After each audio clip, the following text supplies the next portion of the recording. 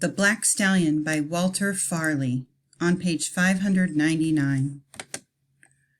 After being caught in a terrifying shipwreck, Alec Ramsey is pulled safely to shore by a wild black stallion that was also aboard the ship. They are the only two survivors, and they are stranded on a deserted island with only a seaweed-like plant called carrageen and the occasional fish to help keep them from starving. Alec has been working hard to gain the horse's trust and to help the proud, frightened animal understand that in order to survive, the two of them must rely on each other and work together. The next day, Alec set out to obtain more of the carrageen. As he neared the rocks, he saw the stallion standing silently beside a huge boulder. Not a muscle twitched in his black body. It was as if an artist had painted the black on white stone. Alec climbed down into a small hollow and paused to look out over the rocks below. Suddenly he heard the stallion scream, more piercing, more blood-curdling than he had ever heard it before. He looked up. The black was on his hind legs, his teeth bared. Then, with a mighty leap, he shot away from the boulder toward Alec. Swiftly he came, faster with every magnificent stride. He was almost on top of him when he thundered to a halt and reared again. Alec jumped to the side, tripped on a stone, and fell to the ground. High above him, the black's legs pawed the air and then descended 3 yards in front of him. Again he went up and down. Again and again he pounded. The ground on which Alec lay shook from the force of his hoofs. The stallion's eyes never left the ground in front of him. Gradually his pounding lessened and then stopped. He raised his head high, and his whistle shrilled through the air. He shook his head and slowly moved away, his nostrils trembling. Alec regained his feet and cautiously made his way toward the torn earth, his brain flooded with confusion. There in front of him he saw the strewn parts of a long yellowish-black body and the venomous head of a snake, crushed and lifeless. He stood still, the suddenness of discovering life other than the black and himself on the island astounding him. Sweat broke out on his forehead as he realized what a poisonous snake might have meant, suffering and perhaps death. Dazed, he looked at the stallion just a few feet away. Had the black killed the snake to save him? Was the stallion beginning to understand that they needed each other to survive? Slowly the boy walked toward the black. The stallion's mane swept in the wind. His muscles twitched. His eyes moved restlessly, but he stood his ground as the boy approached. Alec wanted the horse to understand that he would not hurt him. Cautiously he reached a hand toward the stallion's head. The black drew it back as far as he could without moving. Alec stepped closer to the side of him. Gently he touched him for an instant. The stallion did not move. Again Alec attempted to touch the savage head. The black reared and shook a little. Alec said soothingly, "Steady, black fellow. I wouldn't hurt you." The stallion quivered, then reared again and broke. 100 yards away, he suddenly stopped and turned. Alec gazed at him standing there so still, his head raised high in the air. "We'll get out of this somehow, Black, working together," he said determinedly. Alec walked back to the top of the rocks and again began his descent.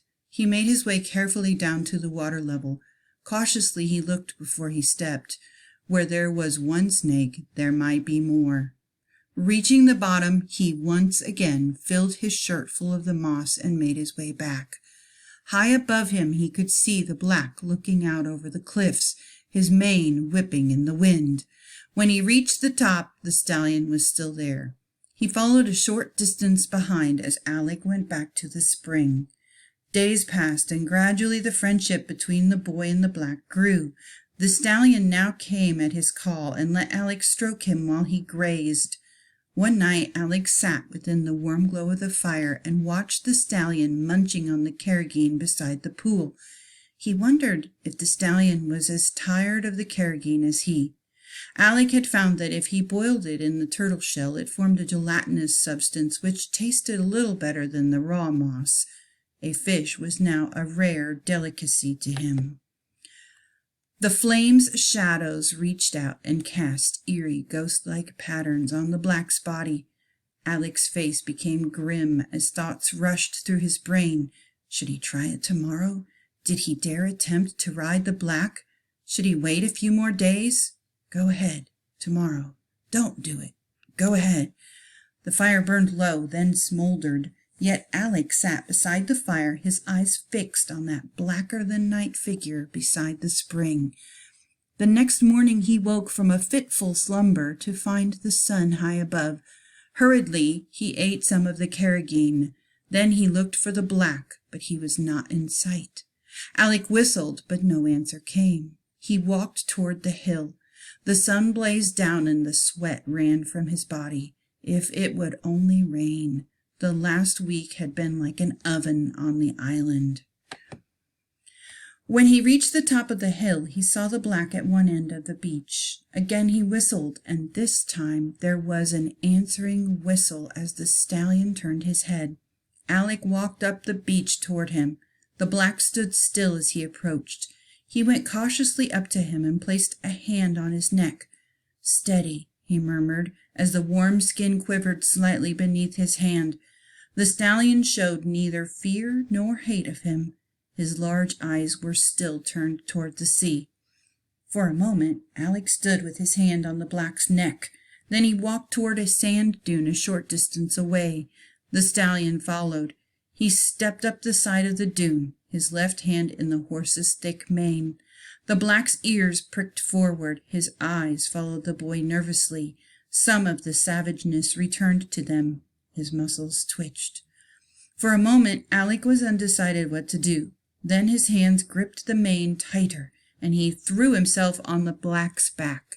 For a second the stallion stood motionless.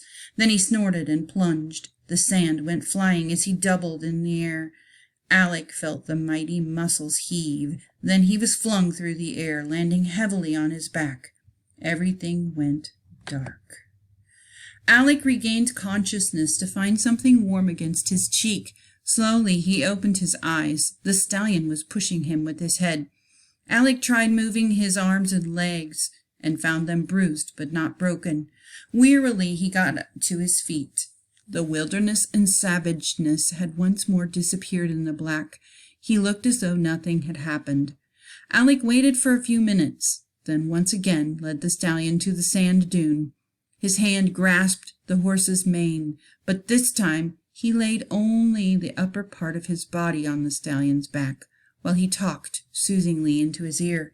The black flitted his ears back and forth as he glanced backward with his dark eyes. "See, I'm not going to hurt you," Alec murmured, knowing it was he who might be hurt. After a few minutes, Alec cautiously slid onto his back. Once again the stallion snorted and sent the boy flying through the air. Alec picked himself up from the ground, slower this time, but when he had rested, he whistled for the black again. The stallion moved toward him. Alec determinedly stepped on the sand dune and once again let the black feel his weight. Gently he spoke into the large ear. "It's me. I'm not much to carry." He slid onto the stallion's back. One arm slipped around the black's neck as he half-reared. Then, like a shot from a gun, the black broke down the beach. His action shifted, and his huge strides seemed to make him fly through the air. Alec clung to the stallion's mane for his life. The wind screamed by, and he couldn't see. Suddenly, the black swerved and headed up the sand dune. He reached the top and then down. The spring was a blur as they whipped by.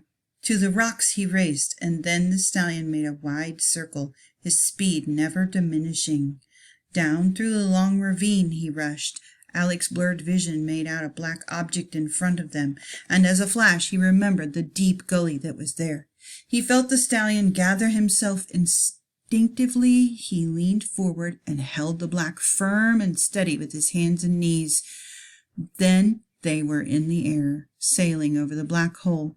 Alec almost lost his balance when they landed, but recovered himself in time to keep from falling off. Once again the stallion reached the beach, his hoofbeats regular and rhythmic on the white sand.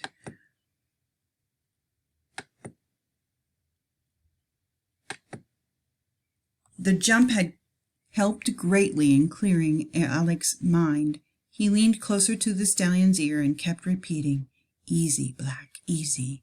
The stallion seemed to glide over the sand, and then his speed began to lessen. Alec kept talking to him. Slower and slower ran the black. Gradually he came to a stop. The boy released his grip from the stallion's mane, and his arms encircled the black's neck. He was weak with exhaustion, in no condition for such a ride. Wearily he slipped to the ground. Never had he dreamed a horse could run so fast. The stallion looked at him, his head held high, his large body only slightly covered with sweat. That night Alec lay wide awake, his body aching with pain, but his heart pounding with excitement. He had ridden the black. He had conquered this wild, unbroken stallion with kindness. He felt sure that from that day on the black was his alone. But for what? Would they ever be rescued? Would he ever see his home again? Alec shook his head. He had promised himself he wouldn't think of that any more. The next day he mounted the black again. The horse half reared, but didn't fight him. Alec spoke softly in his ear, and the black stood still. Then Alec touched him lightly on the side, and he walked a long, loping stride. Far up the beach they went. Then Alec tried to turn him by shifting his weight and gently pushing the stallion's head. Gradually the horse turned. Alec took a firmer grip on his long mane and pressed his knees tighter against the large body. The stallion broke out of his walk into a fast canter. The wind blew his mane back into the boy's face. The stallion's stride was effortless, and Alec found it easy to ride. Halfway down the beach he managed to bring him back again to a walk, then to a complete stop. Slowly he turned him to the right, then to the left, and then around in a circle.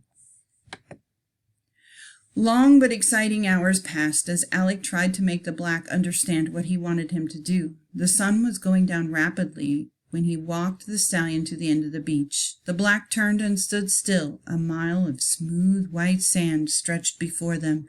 Suddenly the stallion bolted, almost throwing Alec to the ground. He picked up speed with amazing swiftness. Faster and faster he went.